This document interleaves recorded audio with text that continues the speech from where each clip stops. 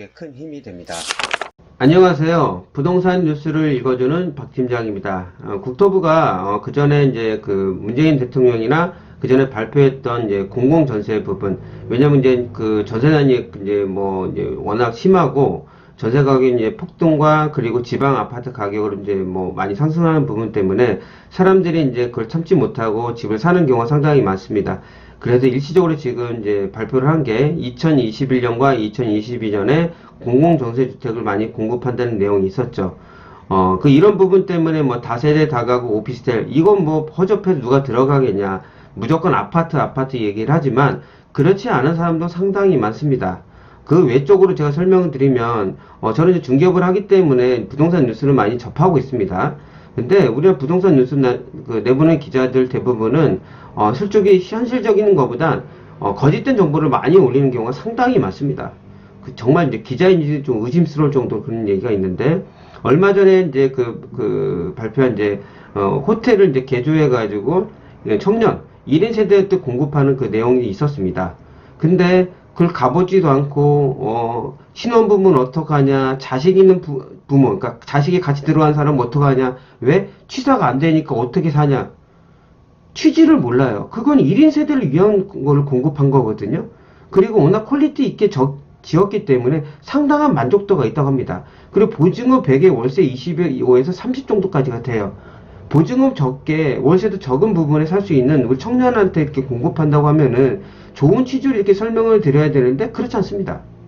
이것도 똑같아요. 지금 그렇지 많은 사람들이 당연히 전세를 아파트에 이제 신축 아파트에 들어가길 원하지만 그렇지 않은 부분들도 있어요. 좀 어려워하시는 분들. 근데 다만 그 전에 좀 허접하게 지었던 부분을 많이 퀄리티 있게 짓는다고 하니까 향후에 어떻게 짓는지 그걸 결과를 보고 그때 비판해도 나쁘지 않다고 저는 생각합니다. 그걸 내년 2021년, 2022년에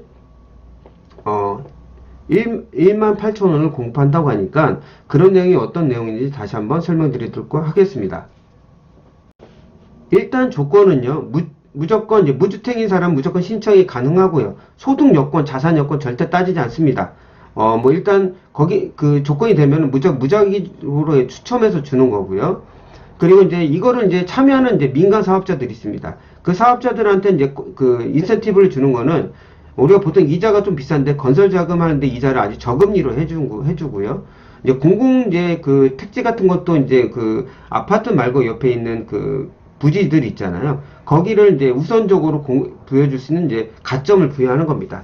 그걸 지어가지고 이걸 공공전세를 주는 거죠. 몇 년 동안.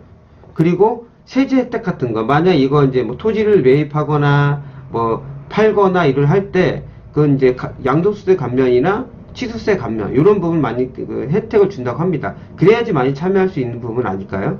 다만 이런 부분을 할 때 이제 관리 감독하는 공무원들이 제대로 안 하는 부분이 상당히 많아요.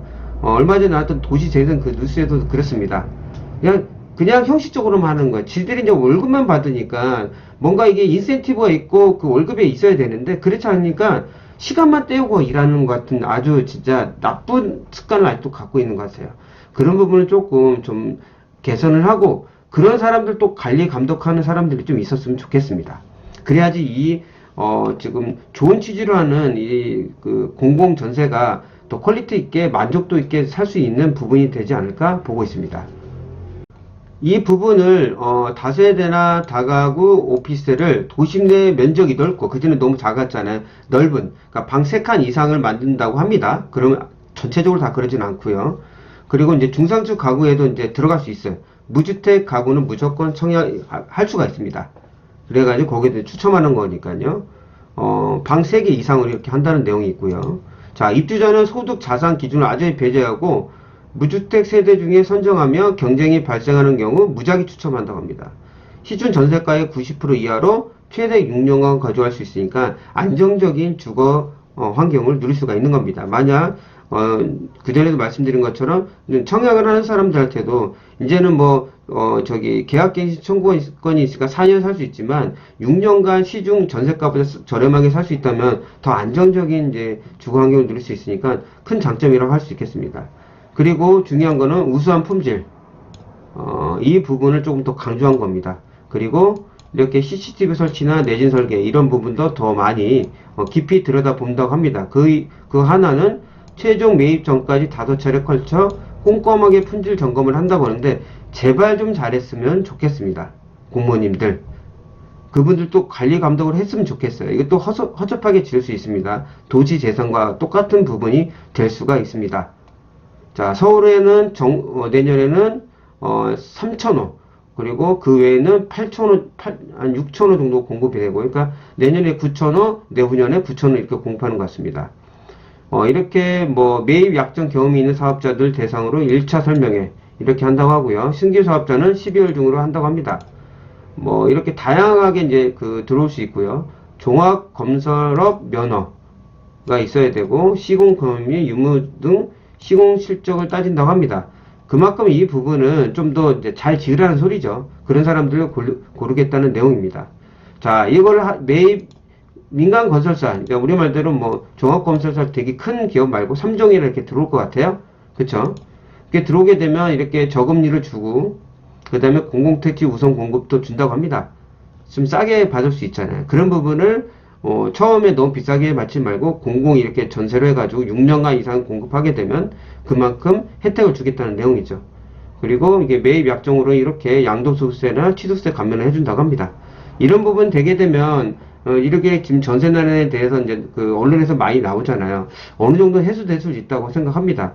2021년, 2023년 지나면 2023년부터 입주하는 것, 그리고 향후에 이제 뭐 3기 신도시, 그리고 경기도에 이제 공공으로 들어갈 수 있는 것들이 상당수가 있기 때문에 그런 부분이 있으면 어느 정도 해소되지 않을까 보고 있습니다.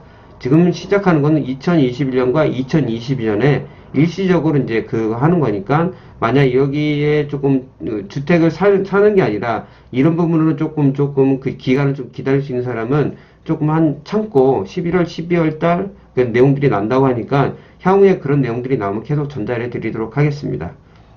여기서 마치도록 하겠습니다. 다음에 더 나은 부동산 뉴스로 찾아뵙도록 하겠습니다. 끝까지 들어줘서 정말 감사합니다.